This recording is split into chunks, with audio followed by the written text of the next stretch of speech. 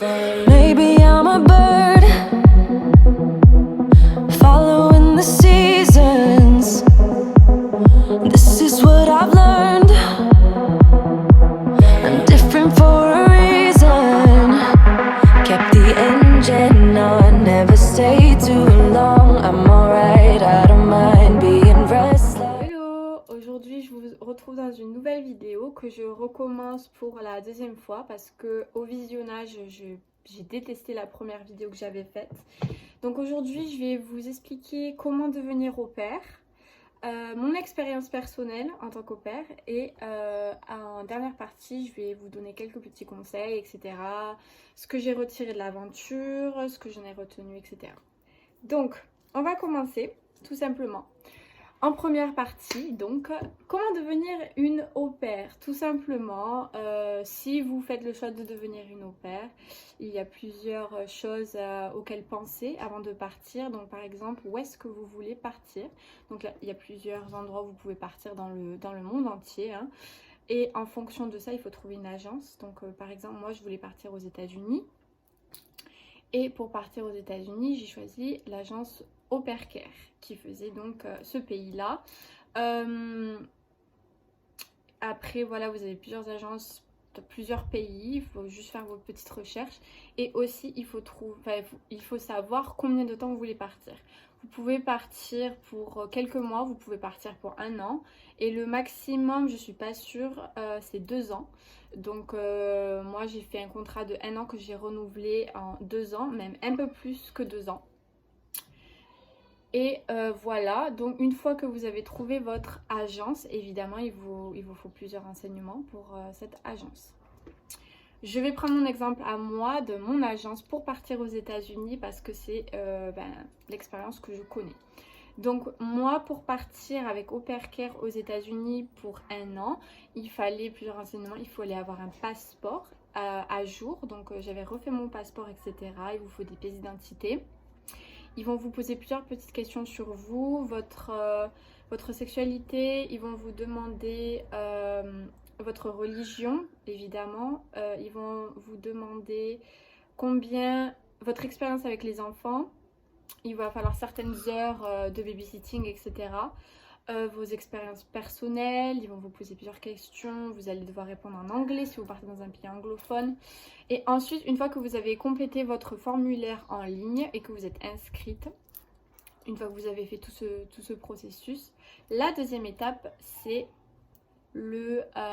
comment on appelle ça, l'interview avec quelqu'un de l'agence. Donc moi je suis dans le sud de la France et mon interview se trouvait à Toulouse avec quelqu'un de l'agence Au Pair Care. En fait c'est juste tout simplement pour tester votre niveau d'anglais. Il faut un niveau très basique d'anglais hein, pour partir. Vous n'avez pas besoin d'être bilingue. C'est d'ailleurs pour ça que la plupart des au pairs partent hein, pour approfondir leur anglais. Donc vous inquiétez pas si vous ne savez pas parler bien anglais. Si vous savez les basiques comme d'école quoi, vous pouvez partir, il n'y a pas de souci. Donc vous allez passer cette interview en anglais, ça dure à peu près 1 heure, 1 heure et demie. Et puis ça va très vite, vous posez des questions un peu basiques en anglais, etc. Un peu comme sur le site Au Pair. Donc ça, normalement il n'y a pas de souci. Désolée, j'ai décidé de fermer les fenêtres parce qu'il y avait trop de bruit dehors. Du coup, je disais, donc la deuxième étape, c'est l'interview dans une ville proche de chez vous, généralement. Enfin, c'est comme ça que ça se passe avec Au Pair Care, donc l'interview en anglais. La troisième étape, une fois que vous avez fait le formulaire en ligne, que vous avez été accepté, que vous avez fait l'interview, il y a l'étape de trouver une famille. C'est l'étape la plus longue et la plus décourageante. Et pourtant, c'est la plus primordiale, c'est celle où vous devez être le plus préparé. Trouver une famille, c'est un petit peu comme Tinder. Donc, vous allez avoir votre profil en ligne avec des photos avec vous, avec des enfants que vous aurez posté au préalable, etc. Les questions auxquelles vous aurez répondu, dont les familles peuvent voir le contenu, etc. Et tout simplement, ça va être des familles vont vous contacter et ce sera à vous un petit peu de poser vos questions. Alors, il y a plusieurs questions à poser quand vous voulez être au pair. Moi, les questions que je vous conseille de poser aux familles à qui vous allez parler, ça va être vraiment votre indépendance, c'est-à-dire qu'est-ce que j'ai le droit de faire, qu'est-ce que j'ai le droit de ne pas faire, est-ce que j'ai ma voiture, est-ce que j'ai ma chambre, est-ce que j'ai... Mon chien est arrivé.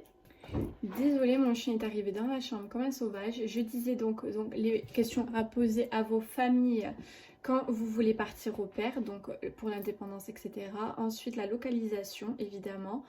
Si vous voulez partir à New York, ne prenez pas une famille dans le fin fond du Texas, enfin, vous voyez ce que je veux dire. Donc, renseignez-vous sur les localisations qui vous intéressent, mais attention, ne prenez pas une famille que en fonction de ça. Si une famille vous intéresse pas tellement, mais que c'est dans la ville qui vous intéresse, ça va pas le faire parce qu'il faut vous rappeler que vous allez vivre avec ces personnes pendant un petit bout de temps et il faut mieux que vous vous entendiez et que vous ayez les mêmes critères. Ensuite, pour les questions, voilà, renseignez-vous sur les enfants, sur leurs besoins. Vous pouvez poser des questions comme les préférences alimentaires de la famille. Si vous allez, si vous êtes musulman et que vous allez dans une famille qui est pas forcément pour ça, parce qu'il y a des familles qui ne veulent pas ça, voilà, il faut que vous mettiez d'accord au préalable sur vos préférences, etc. Il faut que vous soyez confortable et c'est mieux que vous soyez honnête le plus possible et que vous disiez à la famille ce que vous préférez le plus possible. Et si ça ne matche pas, c'est pas grave.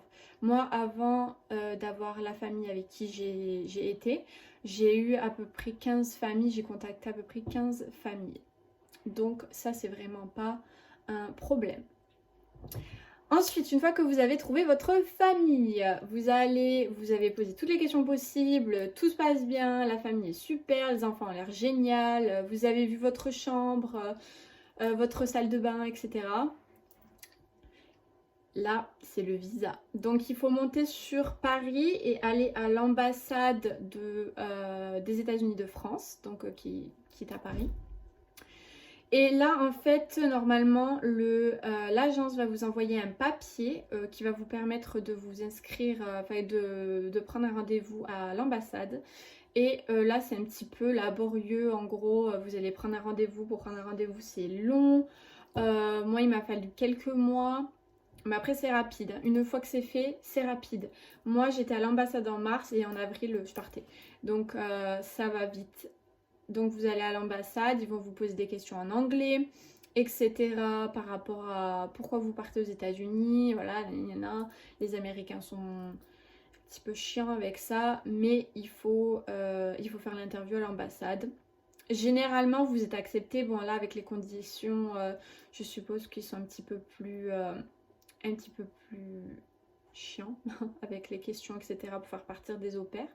Mais je connais des au pairs qui sont partis, donc il n'y a pas de souci normalement si vous voulez partir en 2020, enfin 2021 maintenant.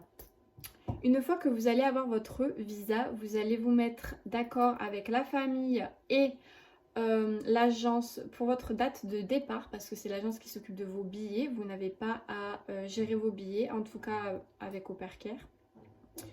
Et là, vous allez avoir une date de départ pour la School Training. Avant d'aller dans votre famille d'accueil aux États-Unis, vous allez passer par New York pendant une semaine pour avoir, comment on appelle ça, c'est un peu comme une école des au pairs. C'est pendant une semaine, on va vous expliquer un petit peu la culture des États-Unis.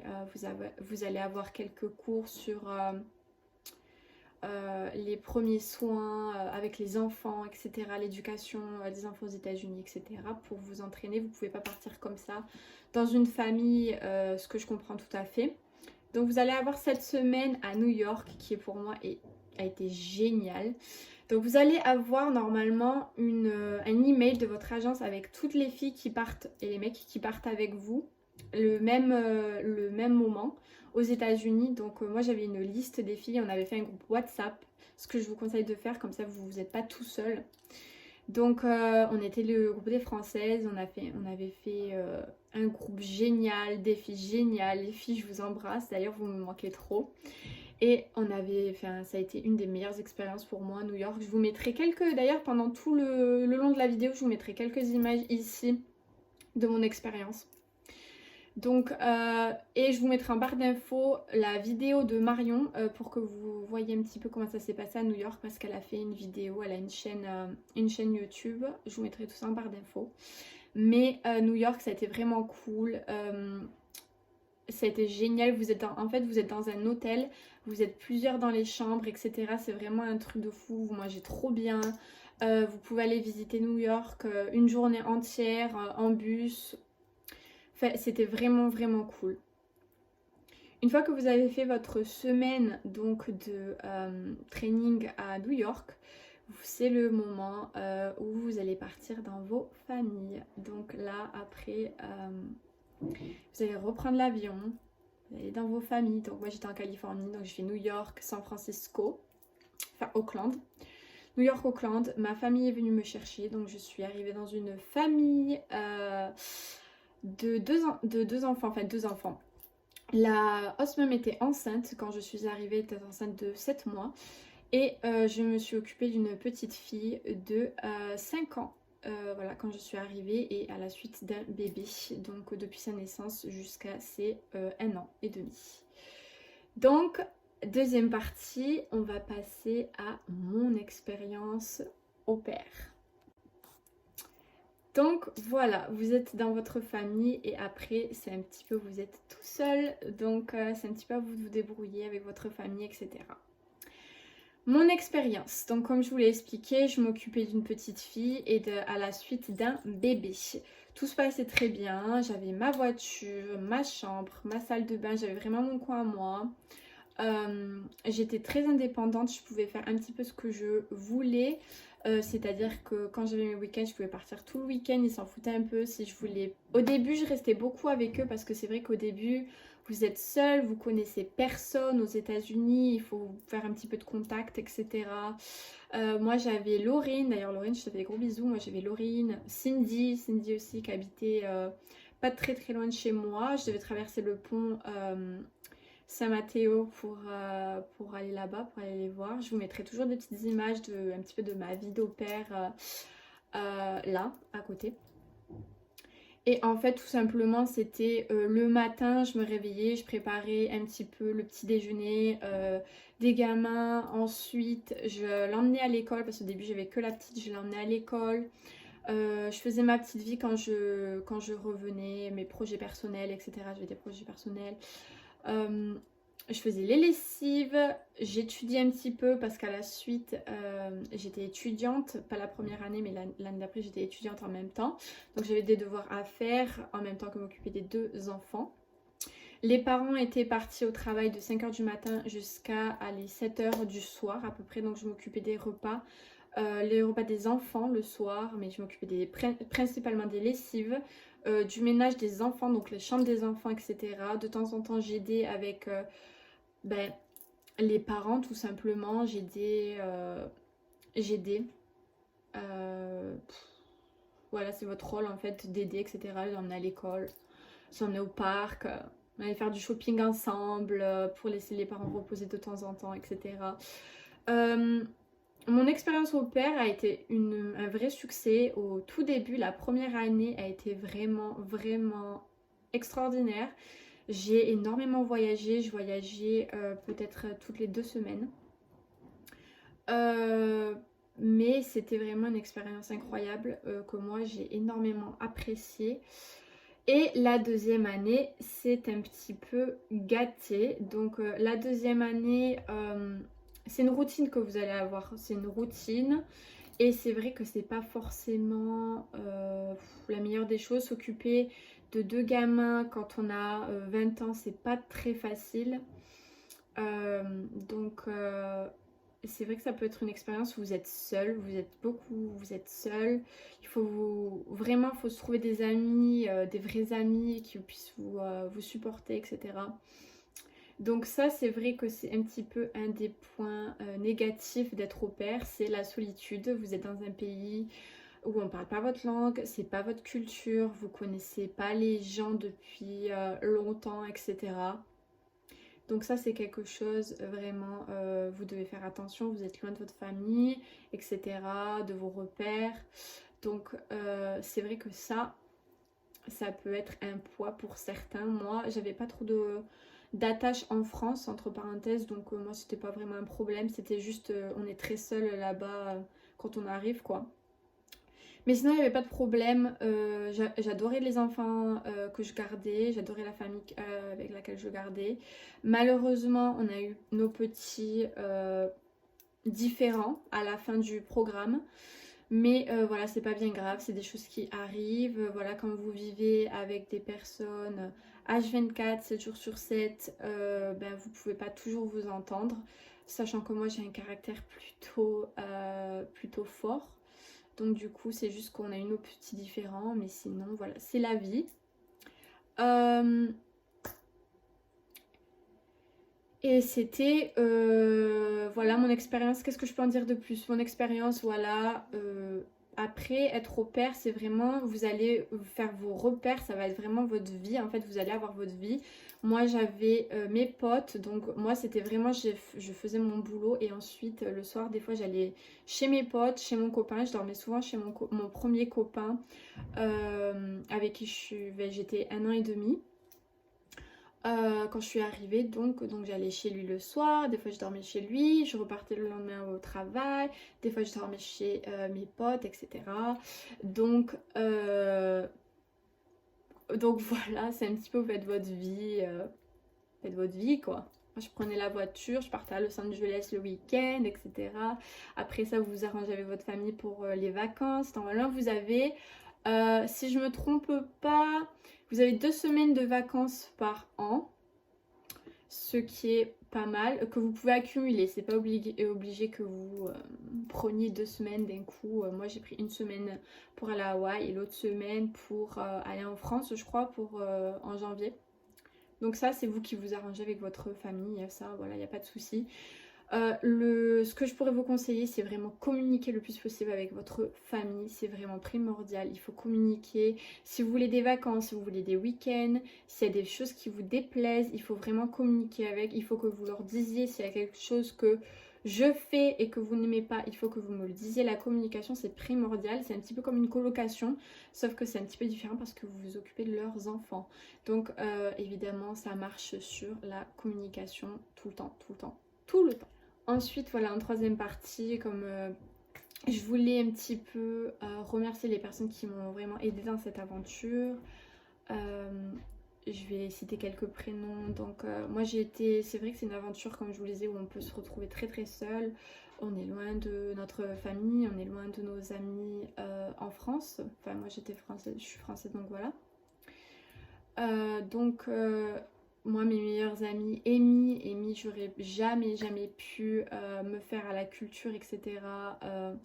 Des États-Unis, ça n'avait pas été là. Donc Amy, Laura, Sébastien, Nella, Laurine, Émilie, Manon et tant d'autres. Marion, avec qui je me suis grave entendue depuis le début. On était ensemble à New York, on était à côté dans l'avion, etc.